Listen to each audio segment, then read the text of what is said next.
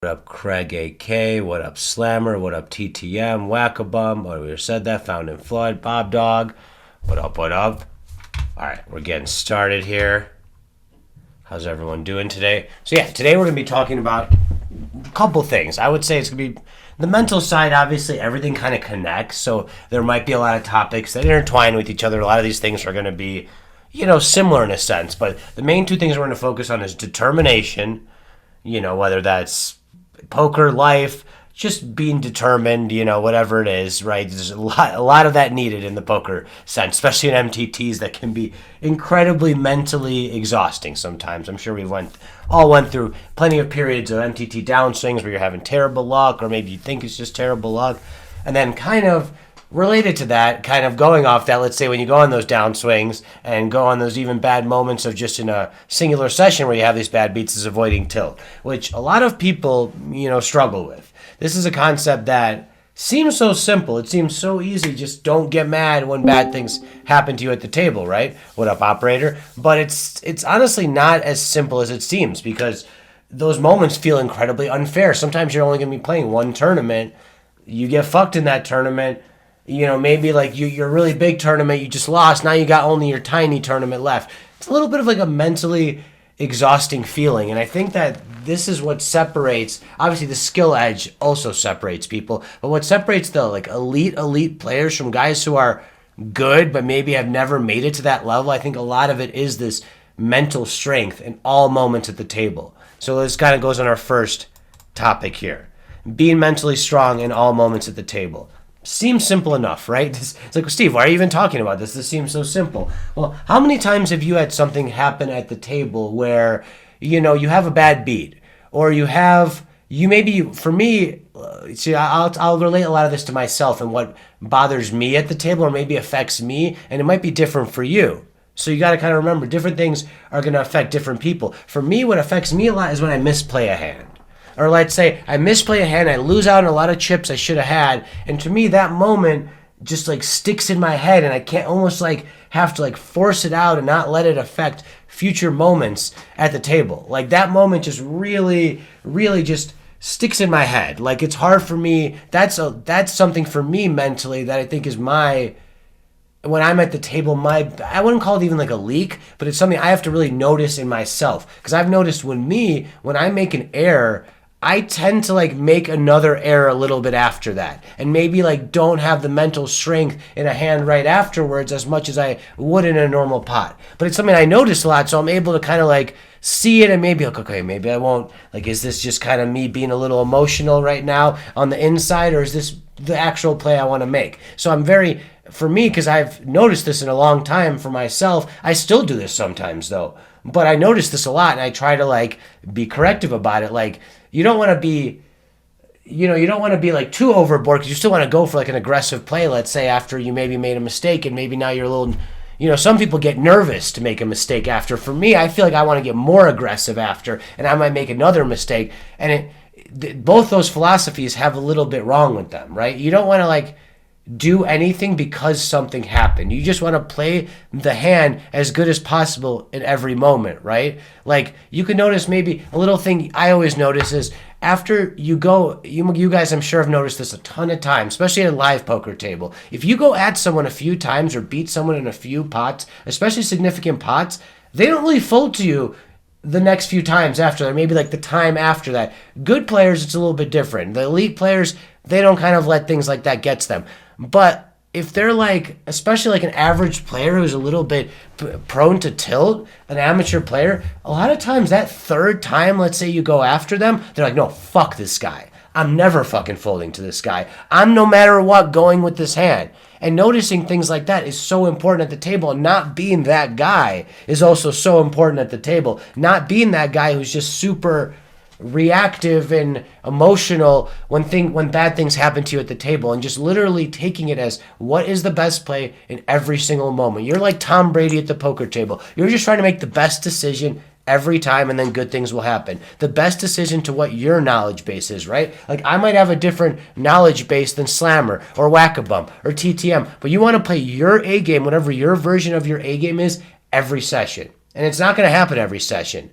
And something I like to do after sessions, said this, I'm sure, to you guys a lot. I know it's a lot of familiar names in the room, but writing down a grade after a session of how well you do, like, like how well you played the session overall. Like, is it a B plus? Is it a B? Is it an A?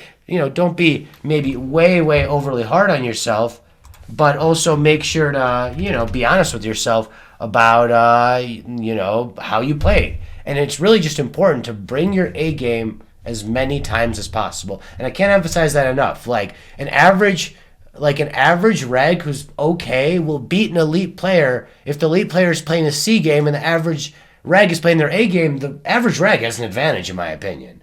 So bringing that A game, even if you're at the level of poker I'm at and this accolades and success I've had in poker, it's still like, even for me, I still have these kind of issues with maybe some days not bringing your A game. Maybe there's some days also you don't have to play. If you're not feeling good, if you're not feeling mentally good before your session, it's really okay not to play. Like, not losing anything is way better than coming into a session playing bad because you're not feeling good and losing. It feels terrible. Like, those are, for me, like the worst. Oh, like, why did I even play? Like, I shouldn't have played, So I think it's really important just like knowing yourself. Right? Like knowing yourself, like elite players don't let bad moments tilt them or affect their play. So knowing yourself, what are those bad moments that affect you specifically? So for me, it's when I play bad. The bad beats, honestly, they're annoying, of course, especially when you get a lot of them in a row, but they don't like affect me that much. You guys have seen me on the streams. I'm barely affected by them usually. It's just, you play for 12 years professionally, you're like fucking numb to them at this point, right? 12, 13 years professionally, you just get numb to them. And for some people, that's what affects them the most. Oh my God, I lost kings to nines, fuck, I lost kings to nines, and you just can't get over that thought. And it's like, dude, who cares? Like, this is part of poker. Like, it sucks, of course. Like, sometimes you're going to lose 3 hands like that in a row, And it's a terrible feeling, but you have to, like, not let it get to you. And I think for more amateur players, or people, not even more amateur players, but people who just haven't played professionally, the bad beat side is a tough thing for a lot of people to take. And I've had friends who just aren't cut out for the game because they can't take bad beats. They literally just can't take a bad beat. It affects them so much afterwards. They're so mentally pinned by it. It's like they can't get over the thought of just this bad beat that just happened. And that's poisonous, man. Like, that's gonna fuck you over in the long run if you just can't get over these things. Like, this is so important. Whatever that leak is for you, and it's going to be different for everybody. For me, it's playing bad. For you, it might be bad beats. For someone else, it might be everything else going on in their life and they can't get it out of their head, right? Like, there could be tons of things that are coming to your mind, but when you're playing poker, the important thing is you need to focus on just poker. Every hand, like no outside distractions, number one, and then also just focus on every hand as like a singular hand. Maybe you take an info, of course, from what happened before. That's being a good poker player. But you focus on every hand as a singular hand and just try to get played as best as possible. It's such a simple way to think about it, but it really is just, a lot of people struggle with this. All right, Found in Flood has a comment. There are sessions I lose. My dad asked me how I did. People want results, but sometimes I win money and play C poker and lose and play my boss level A game. Consistently getting to that A grade is what will make the money. For sure. Yeah. I mean, it's kind of almost a mind fuck, because sometimes you'll win on a C level session and it might get in your head that maybe like you were playing like super elite, or maybe you were playing your A game, but you weren't. So it's good to be honest with yourself for sure. Like, and sometimes you'll play like your A game and then just make an error, like that tournament I reviewed yesterday. I feel like, or the 2 days, the tournament I reviewed the last 2 days, I feel like I played my like A game, A plus game, pretty much the whole way through, other than that blow up bluff at the end. That was for no reason. And it was kind of not for no reason, but whatever, just wasn't a good bluff, right? But until then, I felt like I played my A game, but maybe after that, it lowers to like the B plus game because I made such a colossal error at the end. But on Sunday, I felt like I was playing really well, And some days, you probably see it on my streams where I'm going for too many bluffs. I'm just kind of like a little bit off, and it's almost like you have to like when you're a little bit off, you almost have to like retrain your mind and be like, all right, I'm back to my normal game. And like, it's a little hard to explain, but like the important thing is just be on your A game as much as possible and just try to make the best decision in every hand as much as possible. And everyone has different things that affect them. And like knowing what tilts you And being able to like nip that in the butt when it's happening is really important. So that goes to this point. I've already kind of harped on this a little bit, but not playing worse after making mistakes / bad beats. Like, you make a mistake, like that's for me my probably my biggest. It's not my biggest leak anymore, but like I would say like for me for a long time that's been a little bit of a leak of mine. Or playing bad after bad beats. I would say those are two very critical moments that a lot of people, or maybe someone bluffed the shit out of you. Another moment that could make you kind of get a little tilty. Whatever those moments are that make you get tilty, you need to notice that in that moment. Acknowledge that thought. I'm actually going to go for the solution. This is this last part. I'm going to write it down here because it's kind of the last thing I want to touch on, but I want to write it down right now. Like, you need to nip that moment in the butt. When that moment comes, and it's going to happen, it's always going to happen. It's always going to happen at some point where something bad happens, and you need to get over that mentally, right? So you need to figure out something to do in that moment to nip it in the bud. And these are just little things. It doesn't have to, some kind of mental routine, whether it's taking 3 deep breaths, like I like to just take a deep breath, just take a few, just really feel it. Breathe in for 5 seconds, breathe out for 8 seconds, whatever it is, just take some very deep breaths. Just let all the thoughts out. Almost like picture all your negative thoughts leaving on a cloud or like floating away in the water or something, whatever works for you. It doesn't have to be these kind of things like that, but like something like I used to like literally picture like these bad thoughts leaving on a cloud, or like even like the thought of, let's say you're deep in the tournament, right? You're 10 left and you start thinking about all the money, like, man, if I won 40K right now, it'd be so good. Or if I won 1K right now, it would be so good. I could use it for this in life and this in life. Even those thoughts are kind of like poisonous thoughts. It's okay, they're natural to happen, but you need to picture them going away on a cloud. Like, it's okay, like it's natural for this thought to happen. Don't be mad at yourself about it. But just picture them like floating away, like picture them going away from you, and whatever it takes for you to do that, just a little thing like that goes a very long way. Or even if you have like a positive mantra, you just repeat to yourself in that moment, like, hey, I'm going to run it up. I'm going to run it up. I'm going to double up. I'm going to run it up. I'm going to play my best. Whatever it is, like, even if it seems silly to you, it doesn't matter if it seems silly. You're there with yourself. Like, who cares if it seems silly? No one hears you doing this, like this is just for you to play better. Let's see what Slammer says. I think I play better when I get rid of those negative thoughts in every aspect of my life. When I think of something, I don't focus on the irritating.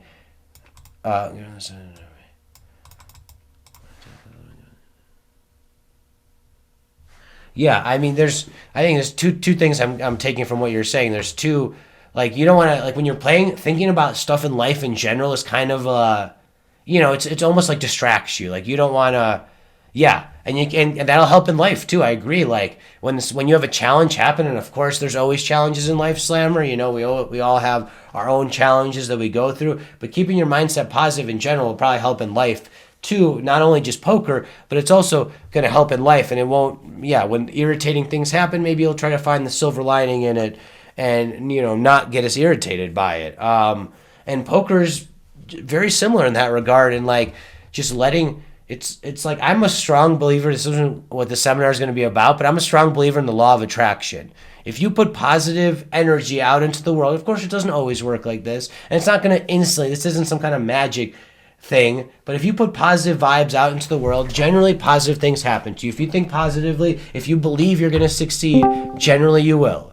If you don't believe you're going to succeed, generally you won't. I know a lot of people would disagree with me. I'm a strong believer in this, though. And I think putting out those vibrations into the world and that you are going to succeed, that you're here to win, that you're not, whatever, when these bad beats happen, all fucking good. Whatever, you're moving on from it. It literally doesn't matter. Like, you know how many sessions I've went through where like, dude, sometimes you go through these sessions where, like, you lose, like, overpair against underpair. It feels like 4 or 5 straight times. You're like, the mathematical probability of this is, like, 2%. How is this even possible, right? So we all go through these sessions, and you just gotta kind of remember that it's natural to, like, Nothing's wrong with you when you get upset, and it's okay to have this feeling for a moment, but get rid of it immediately. If you hold on to that feeling, that's the problem. Like, it's natural for you to get thoughts about how the money is going to affect you in this tournament when you win. It's natural for a bad beat for you for a second to be like, fuck, I just lost kings to eights. Fuck, this sucks, you know? It's okay. It's okay to react for a second, but don't give it power after that. Don't keep giving it power. Then switch to positive mindset. You can't keep giving the negative piece of energy power. Then it's gonna fluctuate into, it's gonna flower into you making a mistake. It's gonna become a mistake you make. It's not even like something magical is gonna happen. It's just you're gonna make a mistake because you're in a negative mindset. So if you were just focused on the positive, which is maybe focusing on the good, whatever, the positive law of attraction, then you won't make that mistake, right? Then in that moment where you're going to have that tough spot coming up, you're like, no, I'm going to be mentally strong here and do the right play that I know is the right play in this moment. And that's really what's, like, other than skill level, this separates a lot of poker players. Like, there's a reason that sometimes you'll see some, like, confident ass businessman come to the table and, like, crush against, and he's not even very good, but he just crushes it, confident businessman or woman, he just crushes it against these regs, you know, because they're just confident as fuck at the table. Like, they don't give a fuck if they lose. They're there to win. They also have a bunch of money, so they don't even care that much about the money angle of it. So, you know, like, you got to come in, like, with a sense of confidence and just a sense of, like, you're not going to let these things affect you. Let me see if I'm missing anything. Best quote in the world: if you think you can't do it, you're right. 100%, man. That is a very, very good quote, and I think it's so damn true. Craig AK, it's been a few years since I've played in real life big tournaments, but that was one thing I struggled with, sitting down in a room 500 plus other players. Self-doubt is hard to get past. Hey, I totally vibe with you on that, Craig. That's just something I even almost... I've had a lot more success online than live, and I think a lot of it is literally because of myself. I've gotten 12th in so many live tournaments and, like, 8th and, like... For me, like, I used to get so nervous just sitting at the live table, having everyone staring at you. It almost made me make wrong decisions because I was nervous of making a mistake and looking stupid. And, like, it's so silly because, like, you know, sometimes my moves are so much ahead of, like, amateur players that they don't even understand what I'm doing. And so then I look like an idiot, you know? And that's going to happen sometimes. You're playing, like, a $300 tournament live, and these guys are all just have no idea what they're doing. And you're doing some stuff that's so above their head that, like... You know, it's weird. Like, one time I was in Biloxi, Mississippi, 10 years ago, playing a $300 tournament, $400 tournament, and I'm, like, some guy's, like, covering his chips. I'm like, excuse me, sir, can I see what your chip stack is? And the guy, like, shows me, and then he's, like, he bumps the guy next to him, and he's like, what is that gonna matter, boy? And I was like, what? Like, he literally thinks the chip stacks don't matter. Like, he thinks the chip stacks don't matter. Like, this person at a poker table thinks chip stacks don't matter. Like that says a lot, right? You're going to encounter people like that who literally at the table don't even understand to that level what's going on. But it's really important to just sit there and remember, first, that you're better than all these players, very likely, a lot of them. And number two, just make the best decision. Who the fuck cares if you're wrong? Who the fuck cares if you bluff it off? It literally doesn't matter. Like, it literally doesn't matter. You just need to make the best decision. And I'm just approaching the live table as such. Fuck it. I'm still, like, a little nervous sometimes when I play live. It's... I'm intimidated by that reenactment. I don't even know if he said boy, DMC, but in my head, you know, it's like super southern, so I picture it like that. Like, in my head, he goes, college boy, you know, like something like that in my head. But I don't know if that's what he actually said, you know? But I think he might have, though. I don't know. But he did literally... No, dude, what? It's no racism here. If anything, it was one of those, you know, like, college boy, like, oh, this fucking northerner or something, you know? But... Definitely not that. But it was more like he nudged the guy next to him. Like, they found it hilarious that I was asking about their chip stack. That's kind of more the point of the story, is they found it fucking hilarious that I was asking about their chip stack. Like, to them, that was a preposterous thought. Like, you know, that I'm asking about their chip stack. So it's just fucking hilarious. Like,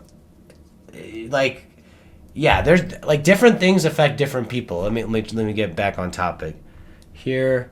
I don't know if you guys have any more comments. Go ahead. All right, guys. There's nothing wrong with the South. Let's not be rude. Although I did kind of have him say, boy. But he really might have said that.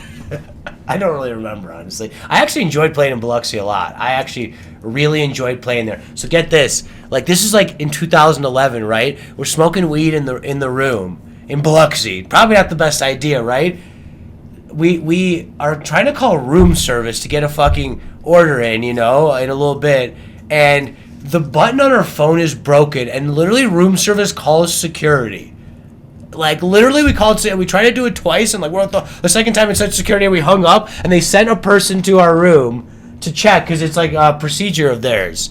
And the guy came in and just checked our phone, and we like literally just smoked. And they just like left, they just came in, checked the phone, and left the room, and literally nothing happened. So, what an experience, But Biloxi, Mississippi. That's the one time I've been there. I actually enjoyed playing there a lot. So anyway, let me get back on point.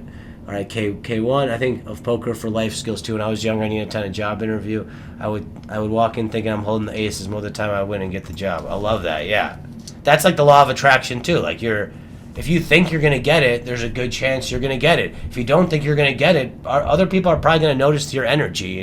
Like you need to come into a poker table like you're the fucking shit. Like you're the fucking boss at this table. You're gonna run things. Don't make it like an overly fucking crazy vibe about yourself, but you need to have that mental confidence where this is your fucking time. No one else is going to fucking tell you what to do at the poker table. This is your time. It doesn't matter if you're not in control of the table or not, but you need to come in with that mindset every single time that you are coming in as the best player, that you're coming in confident, you're coming in believing in yourself. That's why putting in the work is so necessary. That's why like meditation is something I like to do before sessions. I've been kind of struggling with this lately and not doing it near enough because I've been so busy, but just a 5 to 10 minute meditation is so important. Like something a lot of poker players like to do specifically at live poker tournaments is meditative breaks. It's just so simple to do. Just take one break every 2 or something and just meditate for 5 to 10 minutes. Find a little quiet corner, close your eyes, sit there and just try to think about nothing. Or manifest for a few minutes and think about all the feelings you're going to feel after you win the tournament, right? So think about it this way, like a good way to manifest, guys. I'm sure you've heard about manifesting. First, there's some good things you could listen to. A good way to manifest is you think of the moment when you win that tournament, right?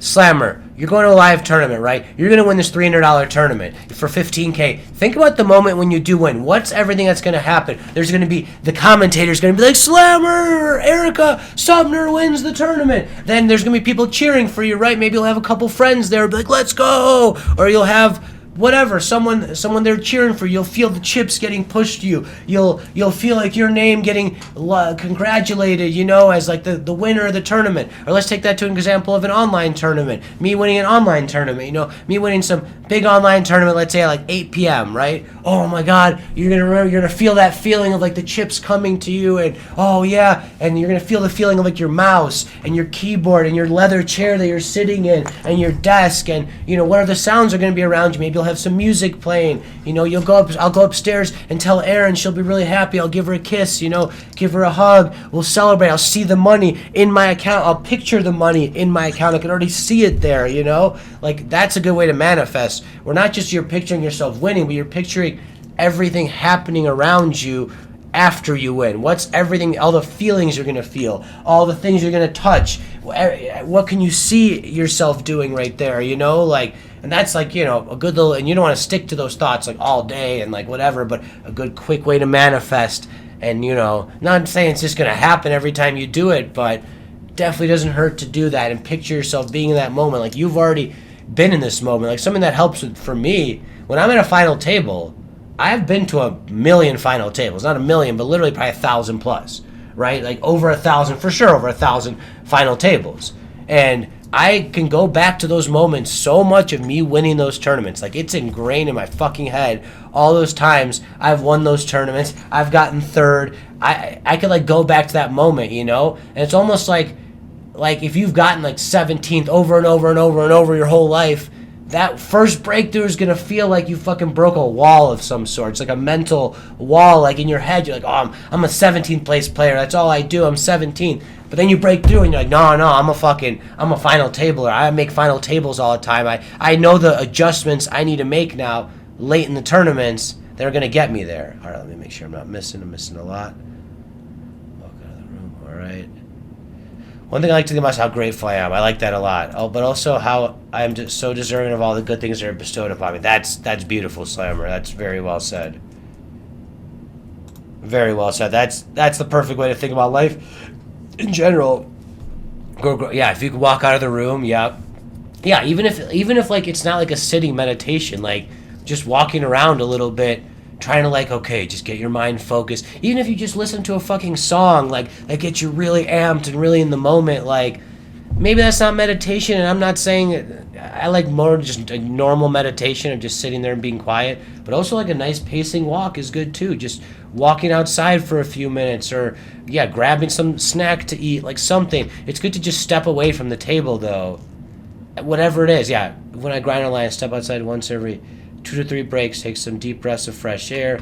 Even though it's freezing in Canada a lot, when I do that, it still clears my head. Oh yeah, and I'm sure the cold kind of fucking hits you, you know? Like I always hear a cold shower fucking hits you a lot at like in the morning. Like when I used to do track, my track coach would be like, yeah, I take a cold shower every morning. And I remember I tried to do it once or twice. I don't know if I could do this, but I fucking tried. And like shit like that, like anything to kind of wake you up and get you in that right mindset. What was it? I had a really good point I wanted to make. Not really related to what I wrote down. Give me a second. Let me try to think of this.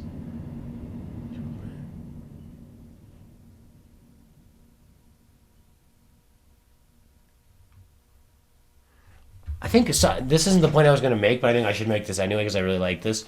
And something I think that you guys should do and really cherish the moment. Like, cherish that moment. Cherish those moments when you're deep in the tournament. Like, you know how much I'm sure Tom Brady was in the fucking Super Bowl? Cherishes those moments. Like, be thankful you're here. Don't be, like, of course you're going to be a little bit nervous. But be just thankful you're there. Be grateful. Like, these are the moments we live for as poker players. Like, when I'm just playing a Sunday of poker, I'm just pumped, man. I'm like, do I have a chance to win like 40K in this tournament, 50K in this tournament, 80K in this tournament, right? So on an average night, I'm playing for like 4K, 5K, 6K, which is cool. It's great. But when you're playing on a Sunday, dude, I get hyped for that. And like living in those moments and like not being nervous for the moment, but just like living in that moment and just trying to be in that moment as much as possible and like relishing that moment, like appreciating it, relishing it, just like you're here.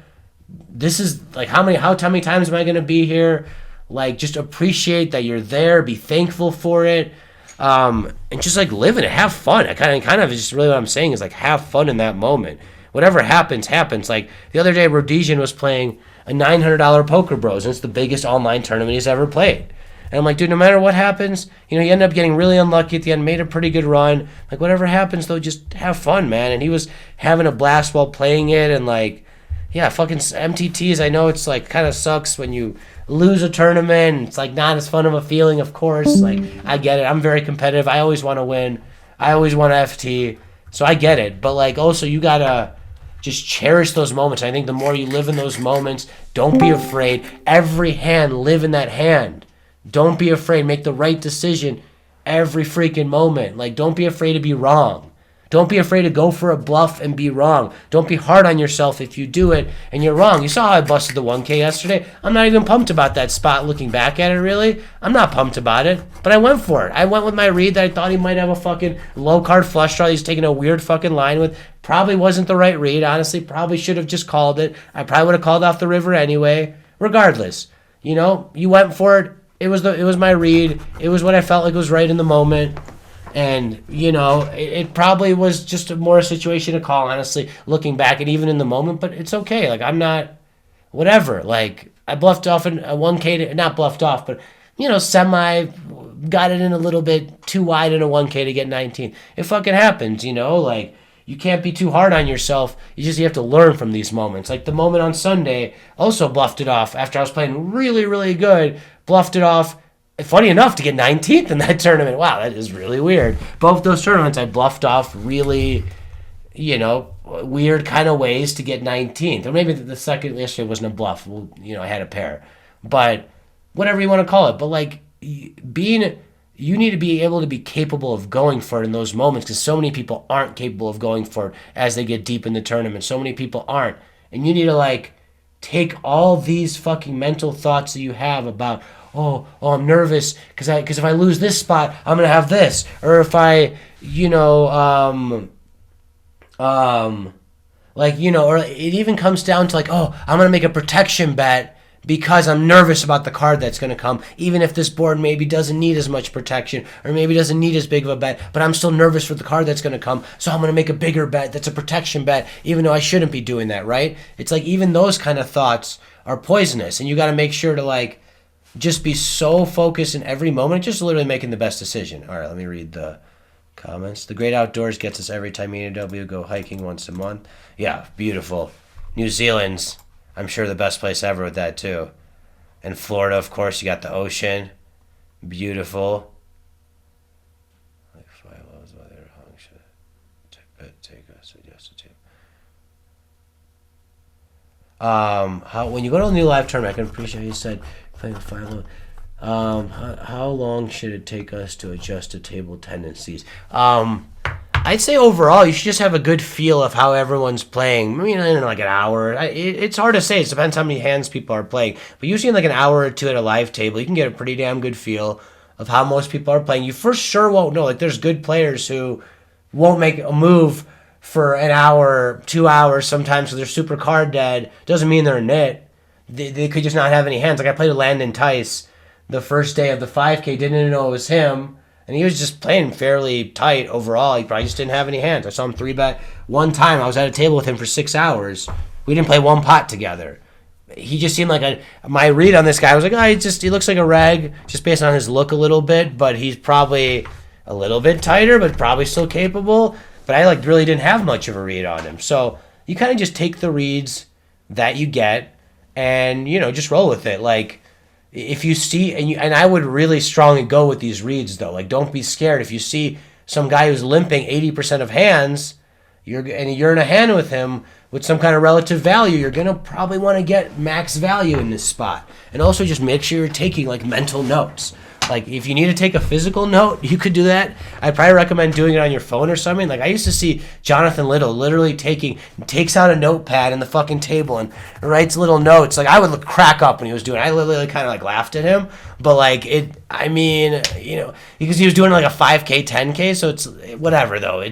I can get it. But he also like wouldn't say a word to me. I remember I made a comment to him about it, and he wouldn't talk back to me. So I thought it's so funny. He was like such in competitive mode that he wouldn't talk to me, which is kind of funny. But taking notes, I think, is really, really important. At least mental notes. Like, obviously online, I take a lot of notes in general. But live, it's probably more like a little bit of like a mental note. Like, for instance, like, this is why once you guys get really good at sizing. Like, sizing tells you everything, right? If a guy is randomly 4Xing pre-flop on 30 big blinds, you can write that guy is a fish. Just straight up. Like, he's a fish. Like, you can adjust all your reads then, proceed as if he's a fishy player. So knowing things like that is so important. Like, if you're just, like, it's okay. Like, it's okay if you guys are doing it. I'm not even, sorry, maybe some of you guys do this. And, like, occasionally I size up too. But if you're like 4Xing randomly 30 bigs in middle position, that's something that you could note as like a player who's going to be a more amateur player, who's not a study. And once the more you guys increase and understand the sizing in every position, then, and like, even if someone's like a little bit of like a fish, it doesn't mean that like they're not going to have some parts of their game that are really strong. Like, you could learn things, like some of these players live are very aggressive fish. And like, you could learn something from them when they're being that way. Like, there's almost things you could like take away from guys or girls who are playing like that. It's not like just because someone, but it's just an important thing to note. Like, 4Xing isn't a size that any good players take in middle position, right? Or in early position, or usually in late position, maybe very occasionally in a certain moment. But overall, it's quite rare. So when you see someone doing a sizing that doesn't exist, as we say, right? You could mark that as a fish. So that's why when I say, okay, here's a good example. Someone 3Xs on 9 big blinds. Someone 3Xs on 10 big blinds. This is 100% a fish no matter what. I literally no matter what. Like, it's just going to be a fishy player. When you're doing that, there's no hands. You should be 3xing on 10 big blinds. We could all agree on that. We've all looked at the charts, right? You know there's literally no hands that it tells you to do that with. Maybe there's a few hands you min raise. Usually you're going all in. 90% probably plus of the time you're going all in. Maybe you'd min raise. You don't 3x, though. There's no part of that. 3xing on 10 big blinds looks very fishy, too, because you're putting in a third of your stack on 10 big blinds, probably with a very strong hand too. So you could just instantly mark. So like these kind of like little things, I'm kind of going on a little bit of a tangent now, but these kind of going on operator's point of like, this is like, these kind of things are so important. This is literally what makes you money, guys. Like if you know that the guy's a fish, you can approach every hand with him differently, you know? Yeah, writing down hands on your phone is a good way to go live. Writing down little notes on your phone is definitely a good way to go live.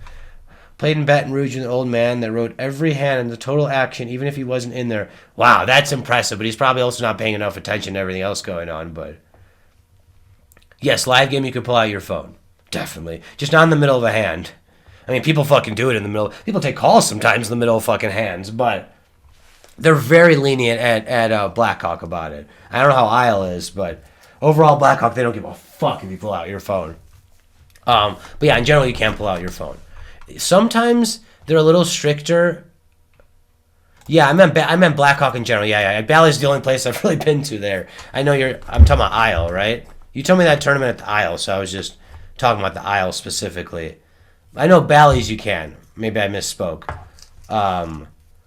But like that is so important. I do want to talk about this for a second here because I wasn't going to talk about this, but I wanted because I think this is like, I've had a lot of friends tell me this is what separates me from other players is my relentless note writing that I write so many notes. And sometimes I think when I'm streaming, I don't take enough notes. But I write so many notes on what people are doing, and then you look back and you see a note that a guy 3x'd on 10 big blinds. It can really tell you a lot about who this player is as an opponent, right? Or another note you could take. Someone check raised you on the turn light, right? Someone check raised you on the turn light. That's a fucking note. You know that guy is incredibly capable, like an insanely capable player. You have to do after the hammer to ask friends last for their opinions or look up the ranges, right, that I played. Yeah, that's a good idea. That's definitely a good idea, Flood. Oh my god, I lost the fucking point. The notes. No, this is just, I think, something people have told me that is really like something that I just do naturally, but it takes my game to like a next level. And there has been, I can't even tell you how many times there's been moments where like I'm going to do something and then I look at my note and I'm like, oh shit, this guy is this kind of way. Well, maybe I'm going to play it a little bit different now that I do understand that this guy plays a lot of hands in this kind of manner, you know? So this is a little bit not like a mental part about yourself, but it is a little bit.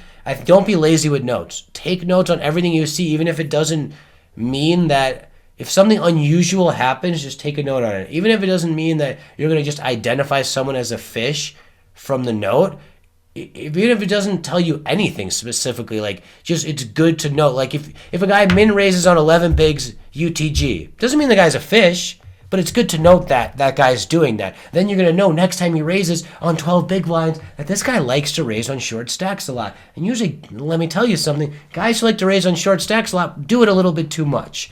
A lot too much, actually. So it's good to like have those kind of notes where like, all right, this guy raised 3 times on the short stack, you know? Or this guy 3 bets with 4x sizing light. You saw him 3 bet with 4x sizing light button to middle position, you know? Like notes like that go a very, very long way. So you could just know how people are playing. Because like tendencies tend to be, people tend to have, you know, some tendencies. People sometimes have biases and tendencies that they don't really realize when they're playing. And sometimes they do realize it and you just take a note on it and they don't know that you have a note on it. And yeah, it just gives you a massive edge. All right, let's go back, see what else I could talk about here. Probably end here in the next 5 to 10. If anyone has questions, please write down comments. If anyone wants to talk about mental parts of their own game that they want me to kind of talk about and comment on, you're more than welcome. Like I really honestly want to hear about your guys' mental games. What gets you guys messed up, or like what, you think improvements need to happen in your game. So I've talked about, like, for myself, that I feel like for me, it's maybe that aspect of when I make a mistake, I'm really hard on myself. You guys know I'm very hard on myself when I make errors, and sometimes too hard on myself, and that's something, like, I even tell Rhodesian. I think Rhodesian sometimes is a little bit hard on himself. Like, he makes like an error that's maybe like a small error, but he thinks it's like a huge error, and he's a little tough on himself. I'm like, bro, you're fine. Like, it's just an error. Like, it's okay. Move on from it, because sometimes it's good to be tough on yourself, but you don't want to be so tough on yourself that you're like bringing yourself down. That like you're like almost like you're making your confidence lower because you're being so tough on yourself. Or you're like telling yourself you're like a terrible player, that you're the fucking worst. You're making this error. Like, I sometimes literally do that after I have a bad thing. Like, I don't say it out loud, but like in my head, I'm like, I'm the fucking worst. Why the fuck did I do that? That fucking sucks. Like, I suck. And even all your success. All my success can still in that moment cloud my fucking mind and be like, I'm the worst, I suck. Like, All right, let's see what you guys are saying. Mike Pasto takes a lot of notes on his phone during hands. Oh, yeah. I think he looks down. I think he has an iPad in front of him. And he just looks down, Mike Pasto stacked you once? Wow. Piggy Bake Frank, what do you play? What are your normal games? Are you a tournament guy? Are you a cash guy? What do you normally play? That'll help me answer this. Cash? Like, what kind of cash games? Online, live, PLO, Hold'em?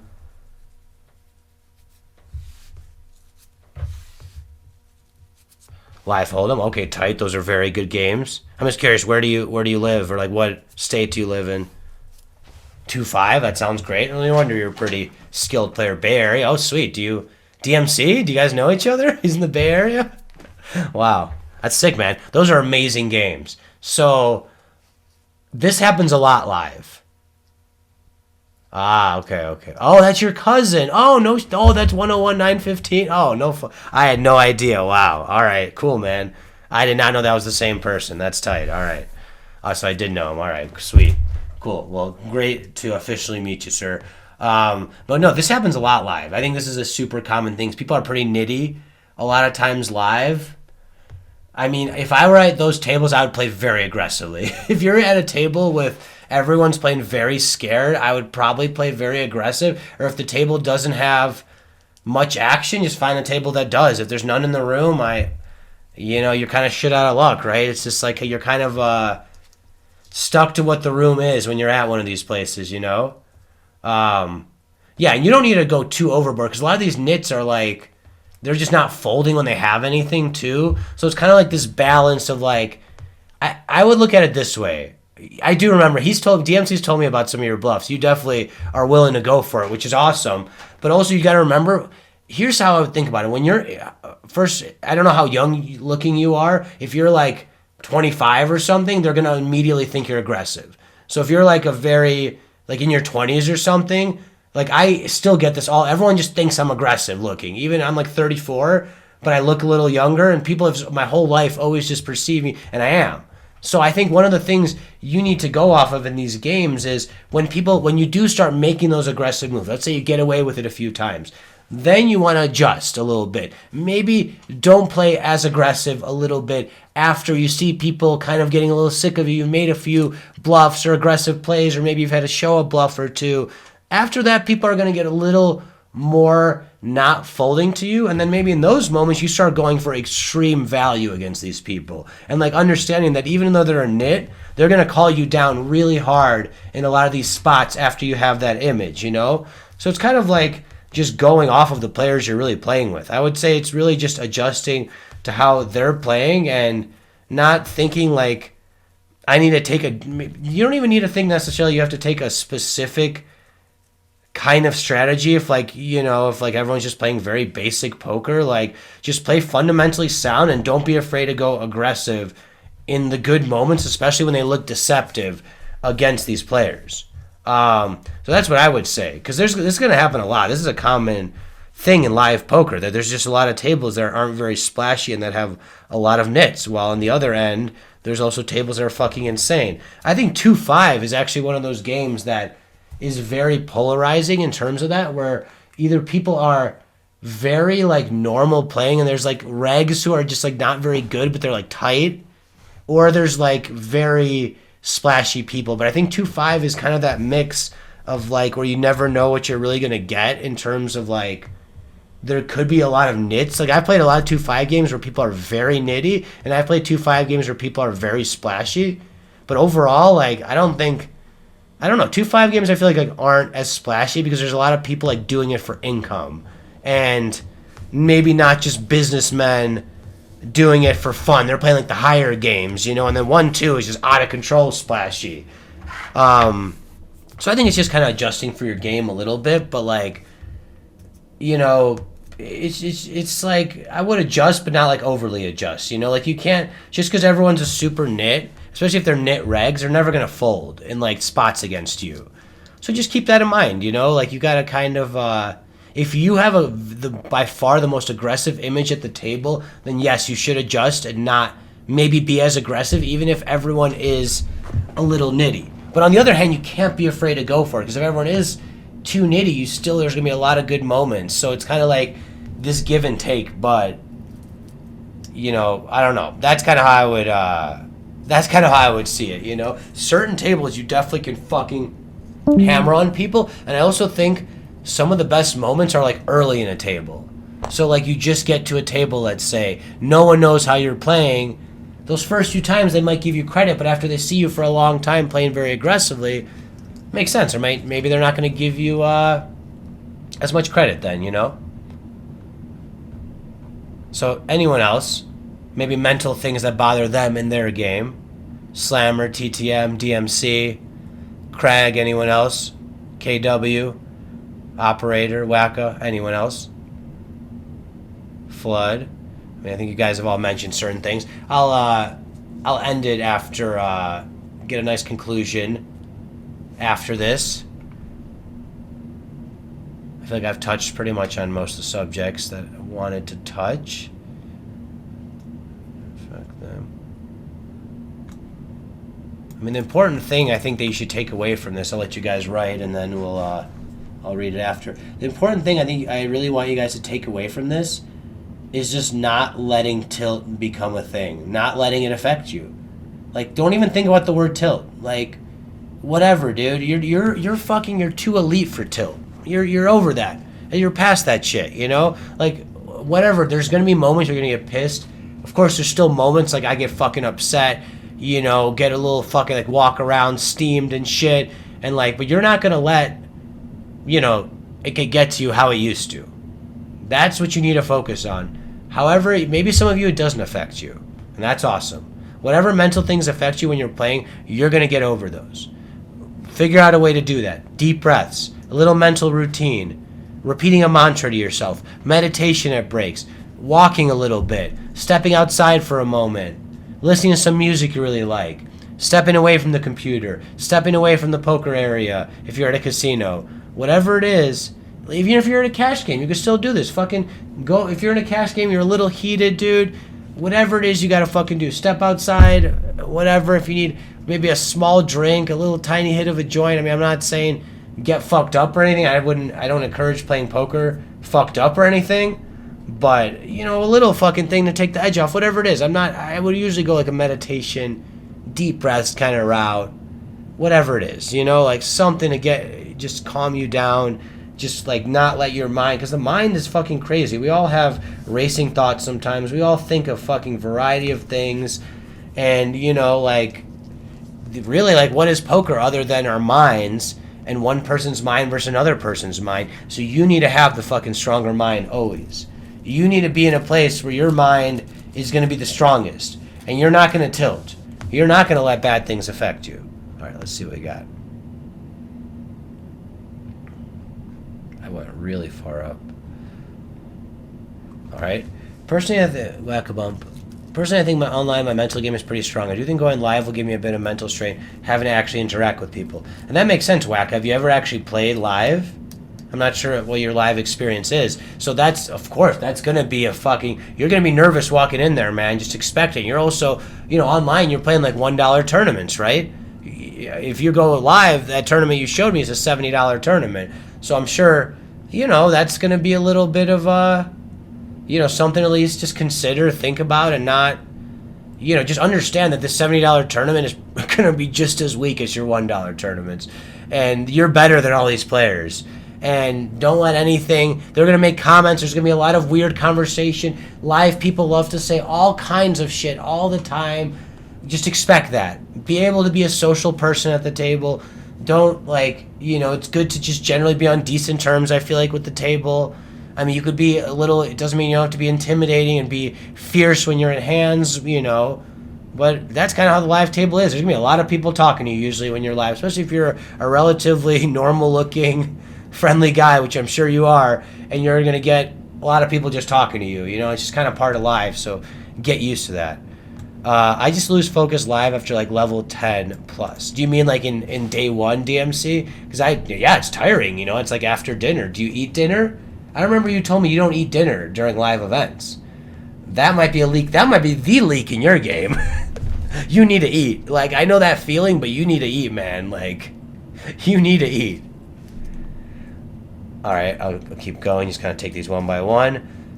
Slammer, I think I have ADHD. I try to stay focused on the table, but it's hard in those big fields when there's 500 people running around. I'm a big-time people watcher, always trying to figure out their story. Oh, yeah, Slammer, I know this about you. That focus for you is the main thing you need to focus on. That you do have a tendency to focus on a lot of different things. And I get that. I wouldn't say I'm ADHD, but I do have that thing too sometimes where I'm playing a tournament, I'm focusing on my phone, I'm looking at the next song I'm gonna play. I'm looking at how Ethereum's doing in price. I'm looking at what's going on in the Discord. But you need to kind of cancel out all of that. And it's okay sometimes you win a big spot, you want to text the group, I'm 50 left in the tournament with 4 or 50. That's fine. But you just got to focus. And of course, live is even easier to kind of lose that focus, I would say, because there's so much going on and you don't have a hand almost ever. Sometimes you can go 4 hours without a fucking actual live situation that you're gonna play, or that you need that beyond a raise that you're playing. It's crazy. Sometimes you can go for literally hours of doing that. And so I get the thought of wanting to watch everything else.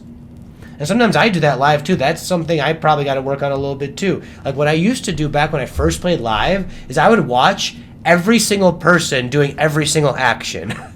And I would just watch people would almost be weirded out because I'd just be staring at them when they're not in a hand, or they're just thinking.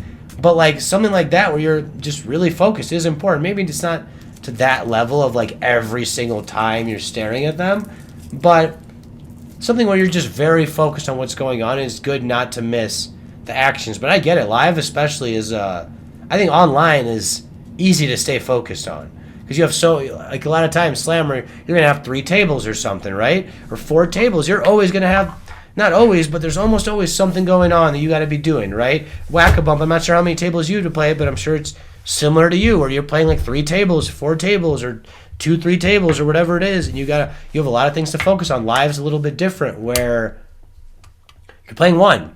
You're gonna be bored sometimes. You're gonna be you can't make moves out of boredom. That's one thing that used to plague me in my early days in live, especially. I was hyper aggressive then, and I would just almost make aggressive moves out of boredom live, and it would fuck me over in too many live tournaments. Just hey, why am I doing this because the best player, or am I just bored right now?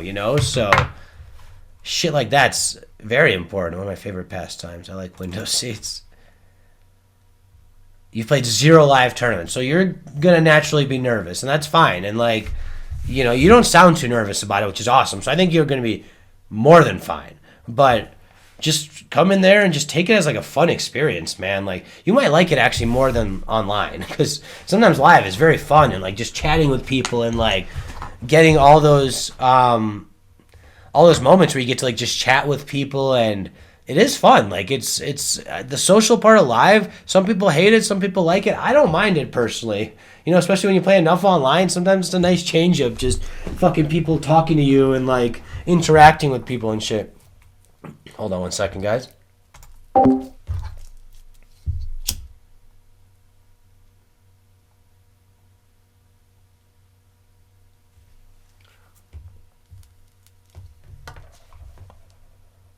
Apologies there. I say so to my lady. All right, let's keep going.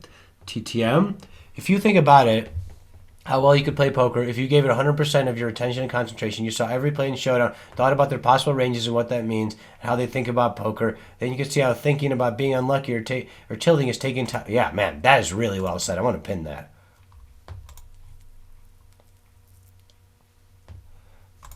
That's very well said. That's such a good point. That is like such a good point, dude. Like I didn't even think about that. Like, yeah, that's a great, another very, very good point way to think about tilting. Like, think about how much energy and time it's just taking away from you focusing on the things that actually matter at the table, focusing on the other players at the table, focusing on what people are doing right now in the moment. Like, think about it like when you're online, right? Okay, you're online, you're focusing on a table, right? You get a bad beat.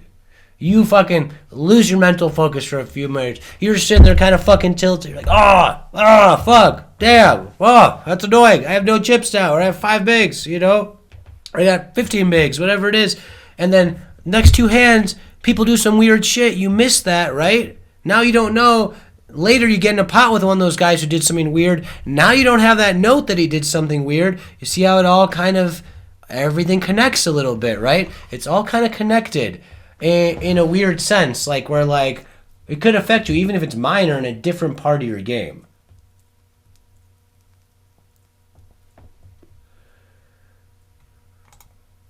Well, this is that. See, this is, something that's, part of my life. It's something that's, yeah, like sometimes Aaron will want to talk to me, in the middle of a poker session, right? And I, can only talk so much. And at some point, maybe I'll talk to her for a couple minutes, but like, listen, I really got to focus, and it's tough. Like that aspect is tough. If you get like a visitor at your house or something, obviously you're not a professional. I don't believe you play professionally K1, so it's a little different too, and you can't like be like, oh, like this is my income, like this is literally how I make money, like can you just leave me alone for a moment please? So what's some tips on staying focused or regaining focus when they leave? Regaining focus when they leave, I think it's kind of similar to what I've been talking about, just some kind of deep breaths, something where like, I don't know, where you just refocus yourself on the screen.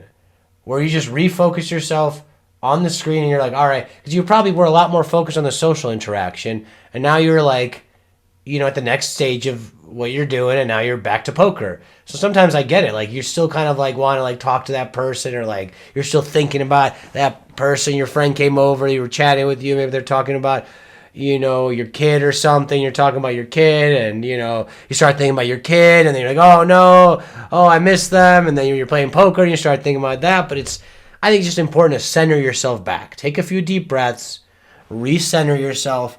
I don't think it takes anything too crazy. It's just kind of like recentering your energy into the poker table, and I think, like, I don't have any, honestly, like, super specific tips for that. I would say like recentering yourself, taking a few deep breaths, just thinking about the task in front of you and only thinking about that. I think the best way to recenter is just making your mind go back to that task exclusively, just exclusively back. Like, listen, this is all I can think about right now. Sorry, AW, I know you want to hang out. I'm still in this tournament though. All right. So I got to focus on this first, and win this, and then we'll hang after. All right.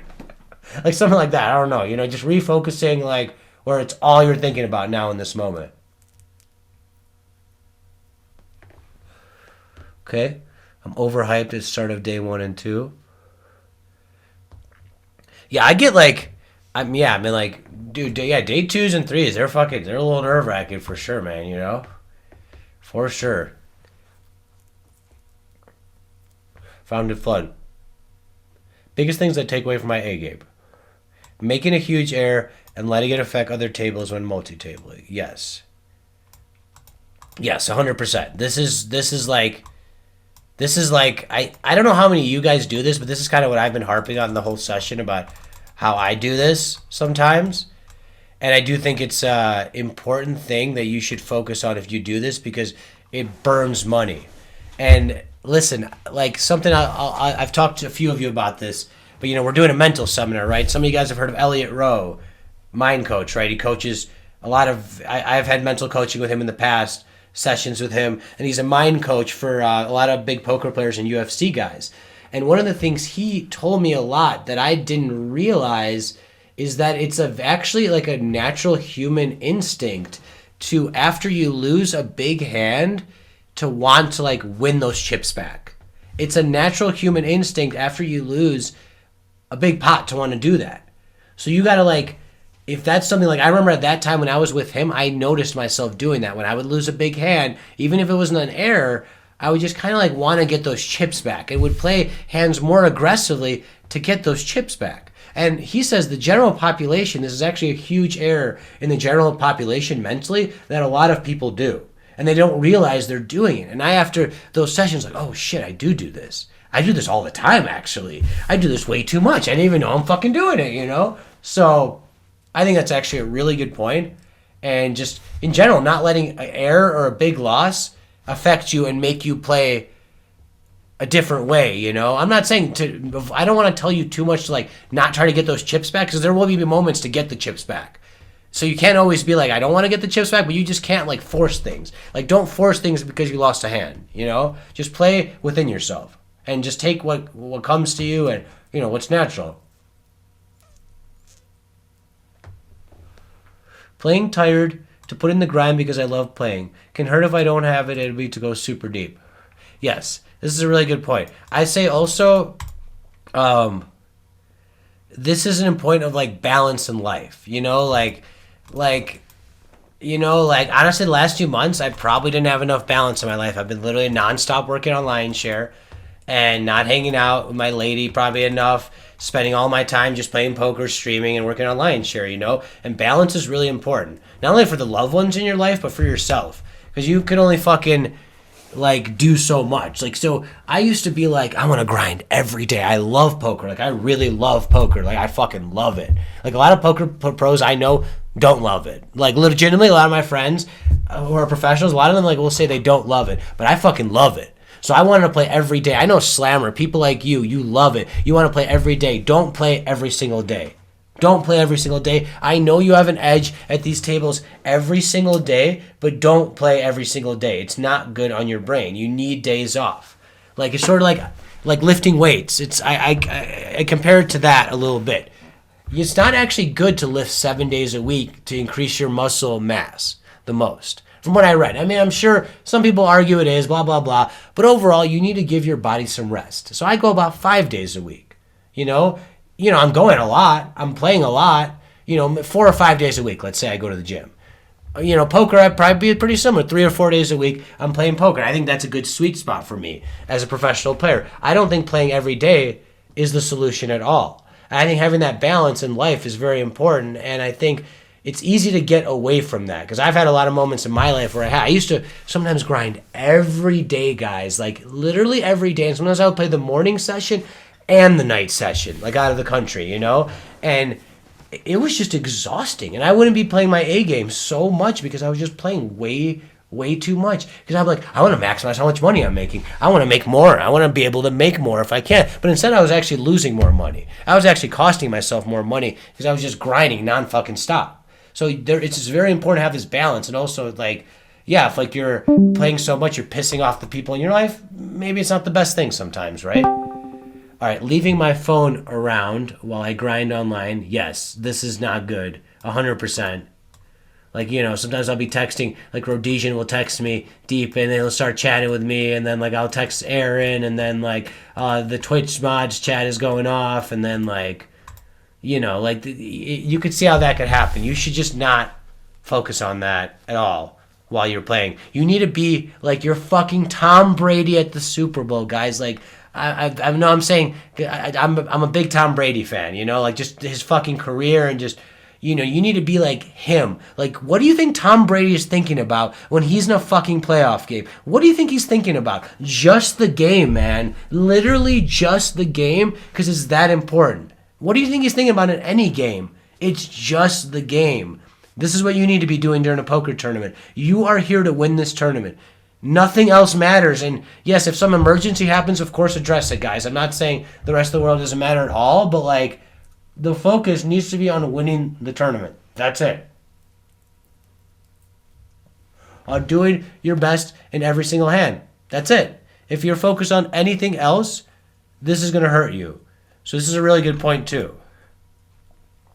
Busting my biggest buy-in and then being sad about his left turn to grind, and again letting it affect other tables. So I don't know if me and Flood have just chatted so much that our biggest takeaway, biggest things that take away from our A game are this exact same, but they're like pretty much the exact same. This is 100% a thing. Like there could be times when I'm playing a 1K and then I'm also playing like a $20. I bust the 1K and I'm like, well, fuck, you know? So sometimes I just try to focus on the bigger tables anyway and not put those smaller tables there because, you know, it's okay sometimes to just focus on a few, but in general, this is a thing that could happen. Or let's say you're playing a $200 buy-in, and then you got like up 11 to 200 buy-ins, but then you bust the 200 and you only got 11 left, you know? When you're a little frustrated by it. Or in Slammer's case, Slammer's playing, you know, doesn't seem to bother Slammer, but let's say she's playing like a $20 buy-in and her high-end, and then, she busts all that, and then she has only a $1 buy-in left, you know? And she's like, oh, fuck, I only got this one, I can't win as much. You know, I'm only going to be up this much if I win, you know. Like, I've had days, plenty of days where I busted my big, not really plenty of days, but especially on like a Sunday when I used to play out of the country where I would bust some big tournaments, right? And you're down like, let's say 5K on the day or something, and then your biggest tournament, you can only win 3K. Or your biggest tournament, you can only win 4K, right? So there are moments like that would happen, and dude, they fucking sucked. Honestly, I'm not gonna lie, they're not the funnest, and they're like pretty tough. And thankfully, they don't happen that often, and I'm a lot better at that now, especially now I'm on my own. I think when I was backed, it was a little harder to play those because you're like, fuck, well, I'm in 20K makeup, I'm 3K up top here. But if you're by yourself, you're just like, well, this is 3K in my pocket. Like, this is my money. This is all just my money going straight to me. And maybe that's definitely not the right mindset to take when you're backed, but it's easy to kind of fall into that trap. And I think it's easier when you're on your own to be like, no, it doesn't matter if I'm down on this day. This is just $3,000. Like, who the fuck cares? This is fucking important money. Like, of course. Right? So, all right. Just finish up the comments. That will be done, guys. Y'all make live sound hella boring. Live is fun. I actually enjoy live a lot. It's just live. The problem is like you just play one table, so it takes a long time for the equity to play out. Sometimes, you know, like online you play a million tables. It just sometimes takes a long time for the equity to play out live. You know, like you could be better than everybody, and still. But live cash is fucking boss. Like, if you get a setup like Piggy Bank Frank has where you go to some local, like, 1-2-2-5 game, like Slammer, if I were you to probably run up a bankroll, I would probably go play 1-2 at your local casino and just annihilate these people for a few months, run up a few grand, and then you got a bankroll. Like, that's what I would do probably if I were you. Like, online's great, and you should play those online tournaments you're doing. That's perfectly fine. That's awesome. But live cash is such a good way to, like, those games are like, I mean, literally, you're going to be shocked at how bad the players are. And it's a different setup because you got to adjust your sizing playing live cash, and it's a little bit different. You got to go bigger a lot. Like, sometimes you go 4x pre-flop in live cash, and it's fine. So it's like 3.5x is like a normal sizing a lot of times in certain live cash games. So it's like a little bit different of adjustment. But it is like the softest games possible. They are like literally like Whack-A-Bump. You could go to Blackhawk and dominate the 1-2 games. I cannot emphasize that enough. You would literally dominate the 1-2 games. I'm 100% sure. I'm 100% sure. I know you're not rolled for it at this moment, but when you are, you should go do that. In my opinion, run up a bankroll. Like, you will literally dominate those games. I'm so confident saying that. Yeah, so let's keep going. I was so damn scared the first time I walked into a poker game. Whole different story than taking the girls' money on the home games. Yeah, because everyone's staring at you. People like mean mug a lot when you're at live, you know. Okay, I might get nervous before. I know it just sounds exciting to play. The only thing that makes me nervous is fearing I make a mistake at the table and get yelled at by the dealer. The dealer will never yell at you. I feel like you're going to be pretty nice. So, like, they're usually very nice if you're nice. So I don't think anyone's going to yell at you. Don't worry. No, I mean, people, you know, throwing in antes might be a little weird at first, you know, but usually they just do big blind ante now, so only the big blind antes in tournaments. I mean, I don't know if it's like that in like that tournament you're showing me. Um, all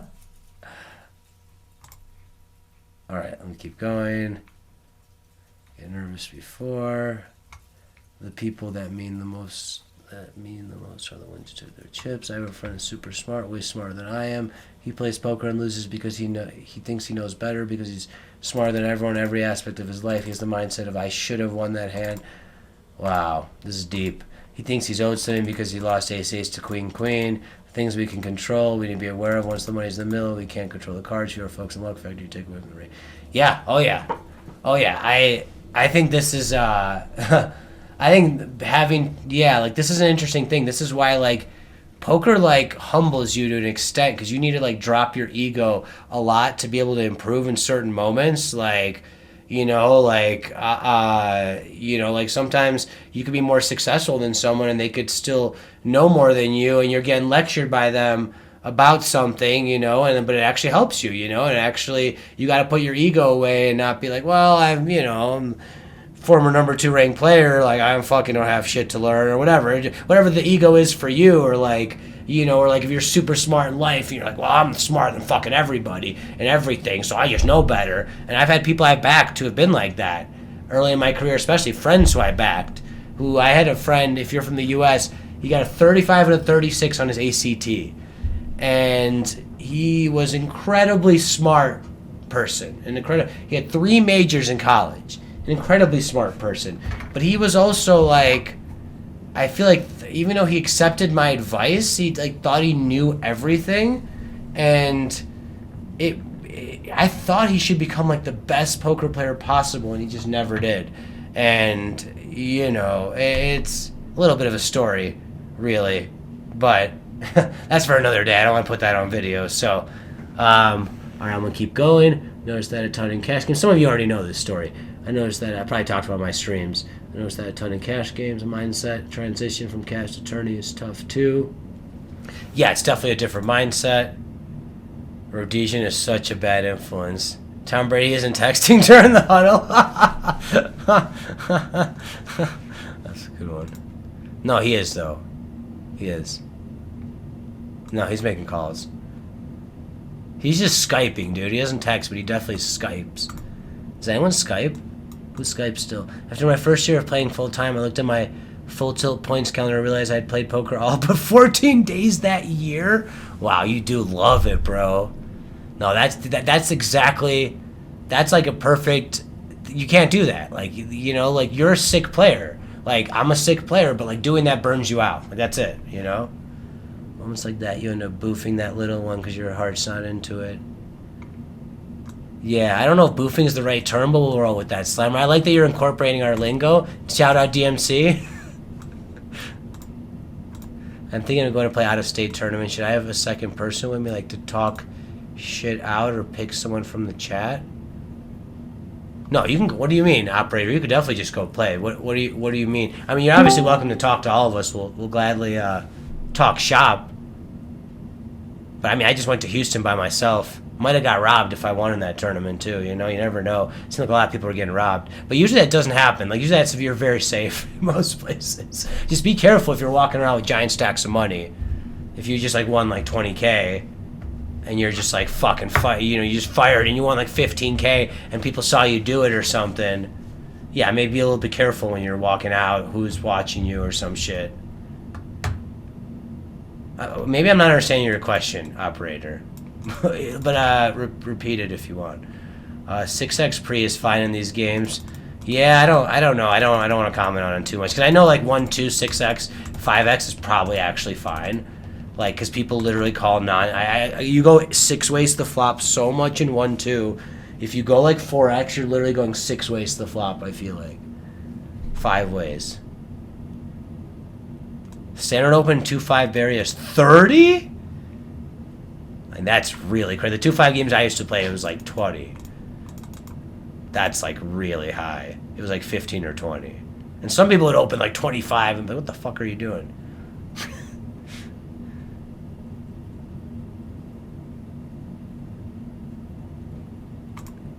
All right, good shit, guys. My first lesson, my first downswing. I bet that Rhodesian is discording Tom Brady during games, honestly.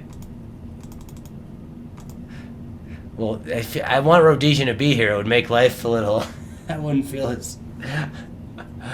No, Rhodesian's the best. But you gotta be... it is really important to focus, you know? Like, some people like chatting during stuff, and they're more, like, okay with it than others, you know? Rhodes is, like, one of those people. I have a... For me, it's, like, if I'm, like... I just need, like... especially my style, I play a very, you know, exploitative style to a sense, that it relies a lot on intuition and reads. So, like, if I'm not focused on those things, I'm probably going to make mistakes. So, beyond the GTO of my game, I'm going to make some mistakes doing that. So, for me, it is, I think, important in that regard, too. All right, guys, some closing comments. You see what you guys got to say. Another mindset thing about playing live is confidence. When you aren't worried about everyone staring at you, waiting for you to put the wrong blinds out or antes out, your confidence goes up, and you start to think about poker. Yeah. I mean, dude, you'll be fine. Don't think so much about that. But yeah, I get that's a little weird at first. I wouldn't. You'll be fine with that, Wacko. I wouldn't. But of course, yeah. At first, your first day, man, it's gonna be nerve-wracking. Like, you'll be fine though. You'll be fine.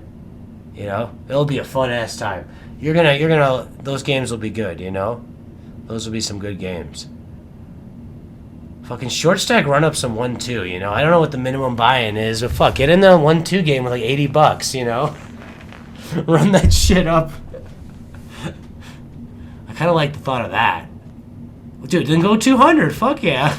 But you want to have bullets. That's what you kind of want to like not be in for like, if you're playing cash, you want to kind of like not just be there for one, like maybe occasionally, but like, you kind of want to like have like 2 or 3 usually. Because something could happen where you lose some unfortunate situation and you gotta pull out the next bullet.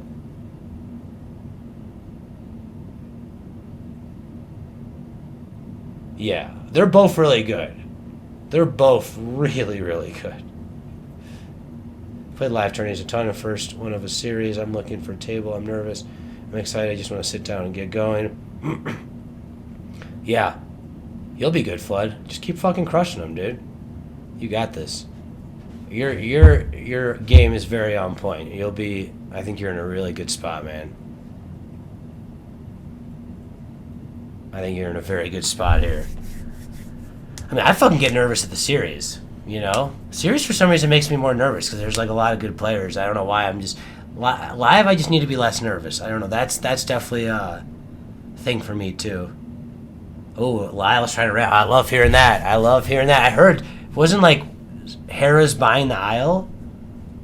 Now we're just gossiping, but I mean, I don't think it's gossip. This is just truth. Seeing everyone at summer camp. Yeah, it really is. Yeah, Horseshoe bought... Wait. What do you mean the Horseshoe? It's going to be called the Horseshoe now? Is that what you're saying? Oh, they're going to call it the Horseshoe? Wow. Wait, let me see. Brand Horseshoe be the new name. Wow. That's awesome, dude. The Horseshoe's where I play poker in Chicago. Dude, let's go. I'm pumped for that. That means some big events are coming to Colorado, guys. That's exciting. That's exciting. Let's go. Pumped for that. I'm probably going to fire some ACR this afternoon.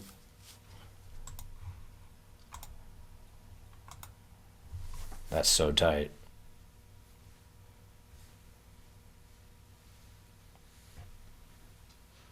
Slammer, if it makes you feel better, I just did that literally in the 5K. I did that exact thing in the 5K. I think I had like seat 2 or 8. I think I had 8 and I sat in 2. So, I mean, who cares, really? I mean, how many times have I went to the wrong table? Let's talk about. Not a ton, but like probably at least 2 or 3 times. I've sat at the wrong table coming back from break. And someone's like, oh, sir, you're not at the right table. I mean, I've seen people sit at my table wrongly probably 30 plus times in my poker career at least. You know, so it's nothing to be too ashamed of.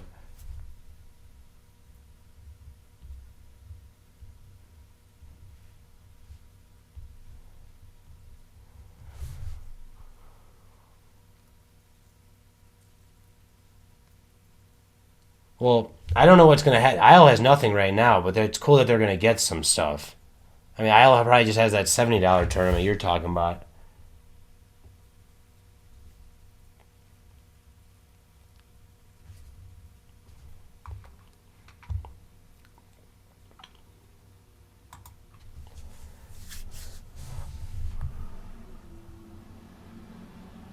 All right, everyone. I'm glad y'all enjoyed it. Just wait for y'all to KW and operators see what they're going to say. Horseshoes where the WSOP series is passing through in Mississippi. You're welcome, KW. Good shit, guys. Good shit. Hope you enjoyed it. I think it's an important part of the game to think about, too, you know.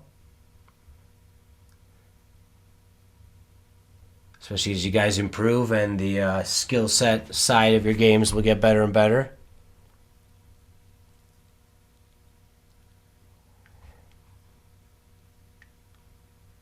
All right, everyone.